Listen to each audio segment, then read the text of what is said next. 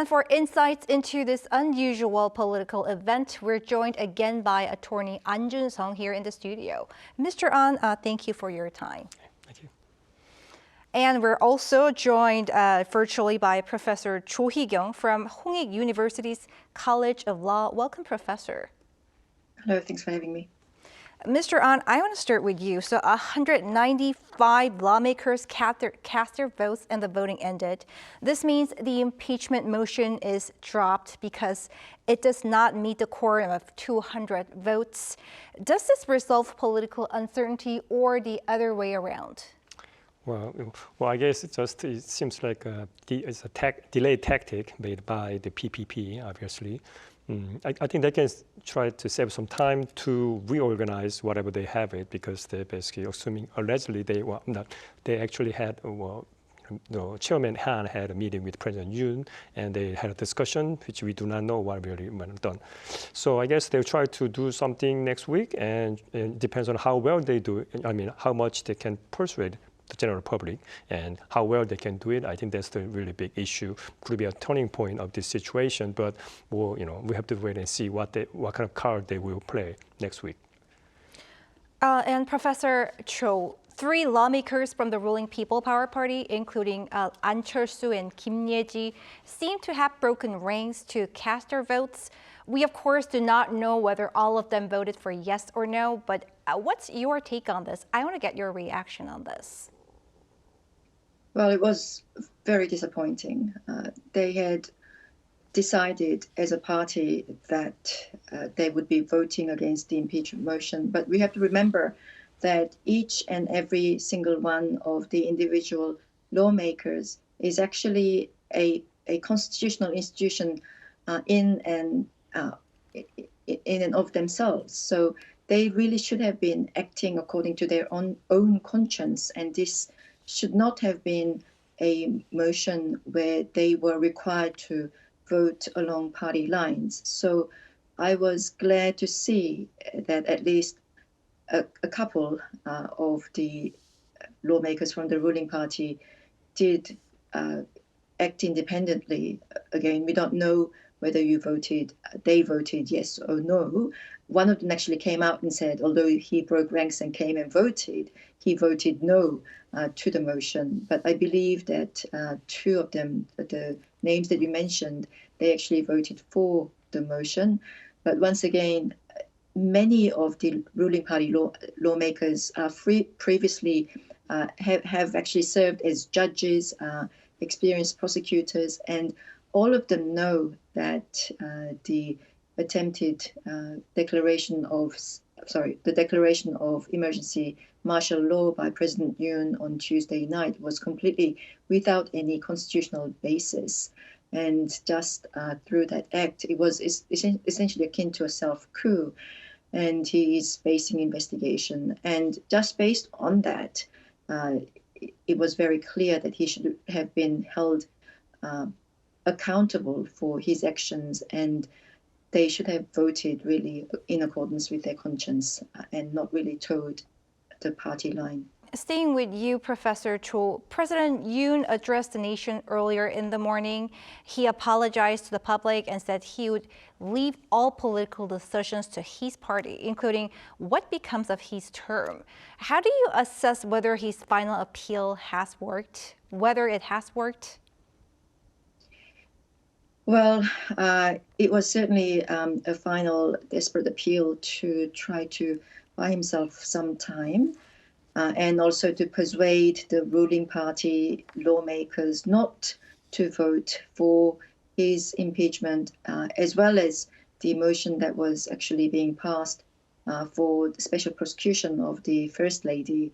And that whether that appeal by the president actually worked, or whether the ruling party lawmakers were essentially acting in their own self-interest as a group, I'm not entirely clear. Perhaps they have both contributed to the outcome of the fact that the impeachment motion didn't pass. President Yoon's apology really wasn't much of an apology. I couldn't detect an iota of sincerity or honesty in his apology, because, as you know, as we all know, the first principle of apology is that you make clear what you're apologizing for.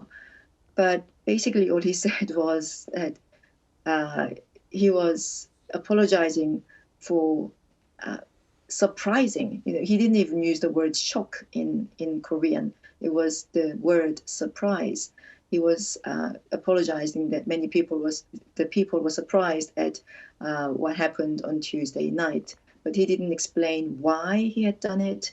He also certainly didn't really explain how he is going to be accountable. He said that he would take full responsibility both legally and politically for his actions. But if he actually meant what he said, then he should have stepped down from the position of president, because he certainly is not fit to be serving as president. And Attorney An, now the motion is rendered null. What happens next? The DP, the Democratic Party, vows to push for impeachment again. Can the motion be introduced over and over again? Yeah, that's what the chairman of DP had have the forever repeating, right? Basically, yes. Well, under the Korean National Assembly Act, and there are two different sessions. There's a general session and a special session. Now is the general session, which will end December 10th. So technically, on December 11th, the DP with a minimum 45 vote, they can.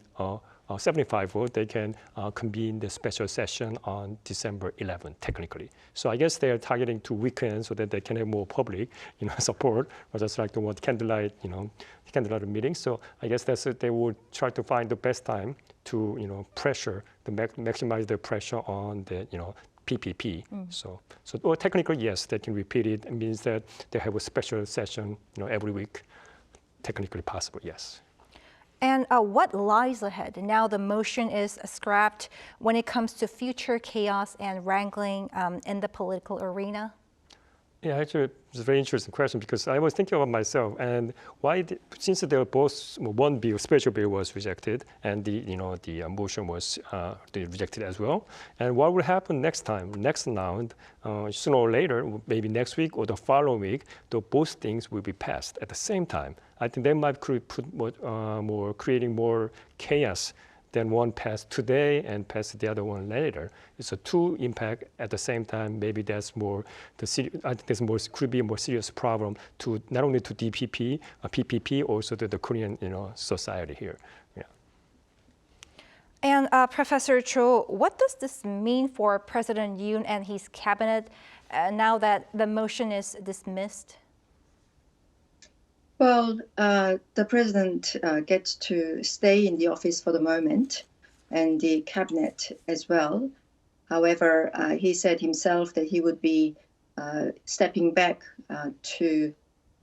and leaving the decisions and what is going to actually happen to the party, which again doesn't really make sense. However, we know that there are currently ongoing investigations, both by the prosecution office and by the police, into his conduct on Tuesday night and following, because although he enjoys immunity of presidential office, we have to remember that insurrection and treason are beyond that scope of immunity. And so the investigation will continue. And if they find that there are sufficient grounds, there may even be arrests made regarding the president himself and possibly the members of cabinet. We'll have to see. I just want to clarify one thing regarding the passing of impeachment motion again, because there's the principle of double jeopardy, which means that the same motion that they try to pass today in the National Assembly cannot be tabled again.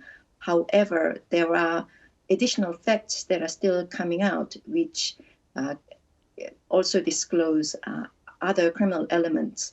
And so they can be added to the impeachment motion. And so they're essentially, they will be basically drafting fresh impeachment motions. And that's what they will be continuing to do, the Democratic Party, I believe. Professor Cho Hee-kyoung from Hongik University and Attorney An Junseong, thank you for your insights.